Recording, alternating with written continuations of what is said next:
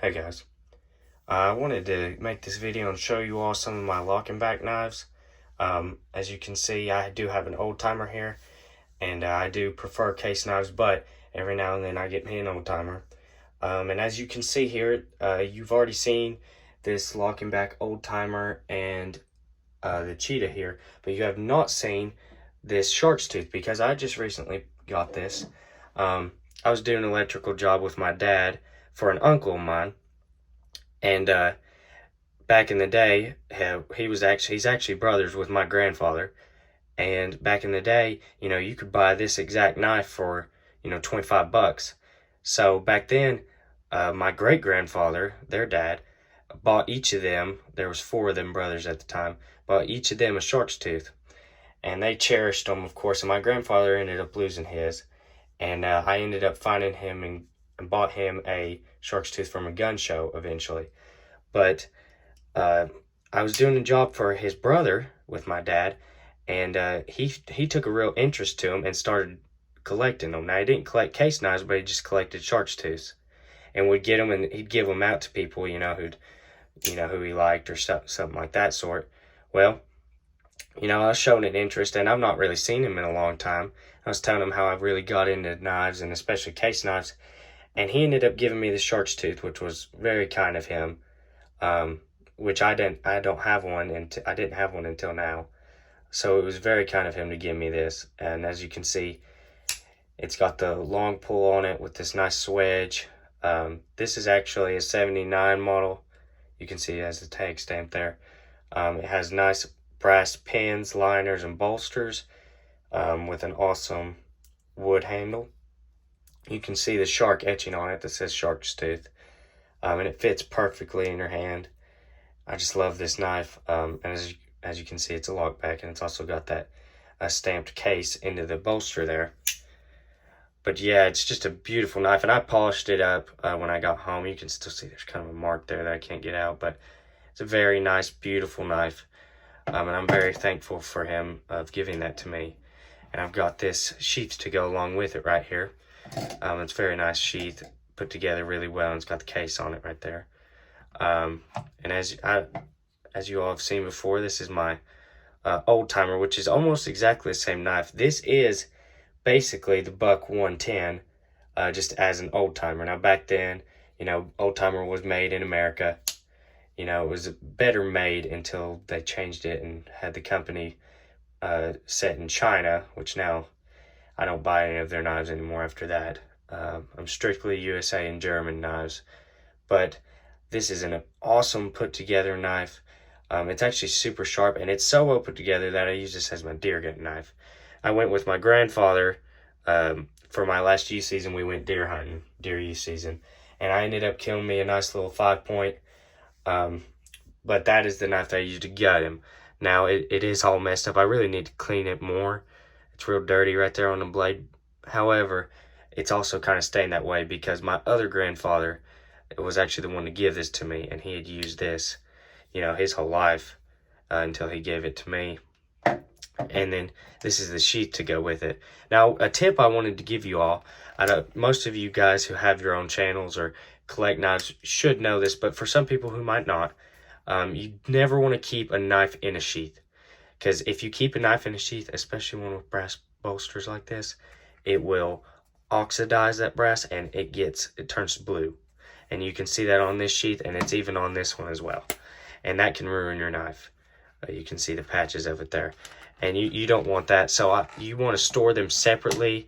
I mean, you can keep them with the sheath, but don't put it in the sheath.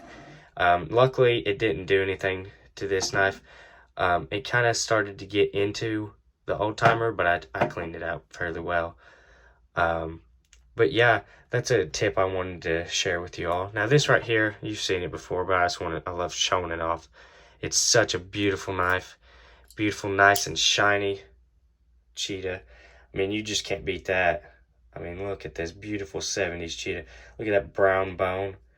I love how you can never get two of the same bone like that with that awesome guard right there. And it's shiny. I mean, you can look at this. I'm rubbing fingerprints all over it, and it's still so shiny. It's insane. I don't know what the guy I bought this off of did to it, but whatever he did worked. It just stays shiny no matter what you do to it. It's beautiful.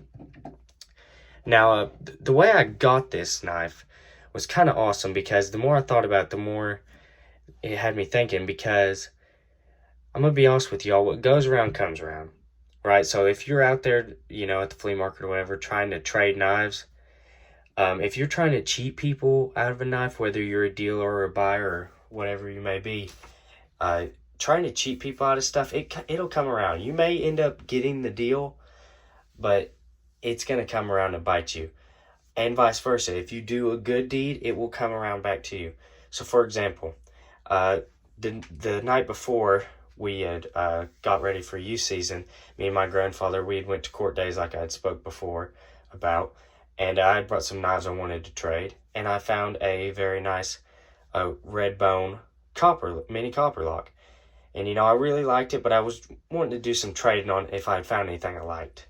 Well, I didn't end up trading it, but we came home that evening, and we were sitting there eating dinner, and I was just kind of pulling them out, playing with them, looking at them, and he took a real interest in that knife. And he's not one that's a collector or nothing. He's one that if he sees a knife that's cheap, that he likes, that'll cut, that'll do its job, he will buy that and use it, you know. So he took an interest to it, and he really liked it. So I was like, you know what? Have it. I've got knives. I've got plenty of knives, more than I need. You can have that, because I want to do something to make you happy, right? It made me feel good to do something good. And it also helped him too. And he even told me, you know, I'm not going to use this, right? And I'm like, yeah, I know. Just have it though. It's something to have. You know, it's a nice piece. Well, you know, and I had actually forgotten about it. It had been forever.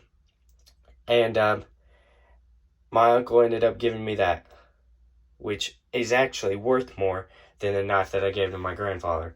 So, you know, listen, what goes around comes around. So if you just do good deeds, basically, and don't do the good deed though to expect an outcome, right? Because I give that knife away thinking, you know, what are the odds that someone's gonna give me another knife, right? I didn't expect nothing out of it. I did it just to do the good deed and got rewarded for it, you know. So I guess that's my inspirational speech to give y'all. But yeah, thank you all for watching.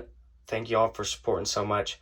I've had a ton of support lately on my videos. I know that there was a while there that I wasn't able to get videos out as much. I had a lot going on with football season and, of course, deer season. So that took up a lot of free time. But football season is over, and I've already killed my buck. So I will have plenty of time to do more knife trading and get more knives to show you guys. So thank you all for watching and for supporting the channel. It really means a lot, and I love doing this. This is a great hobby of mine, and I love to be able to share it with you all. You know, because I love getting on YouTube myself and finding videos of guys, you know, just showing their knives off, because it inspires me. It's kind of like a hunt. You know, you go and you're looking for a specific thing, or maybe you're just out looking and you find an awesome knife, and it might be even at a good deal. So yeah, that's why I love doing this, and I love getting to show you all what I find, or what I receive, for example. But yeah, thank you all for watching, and I'll see you in the next one. Bye.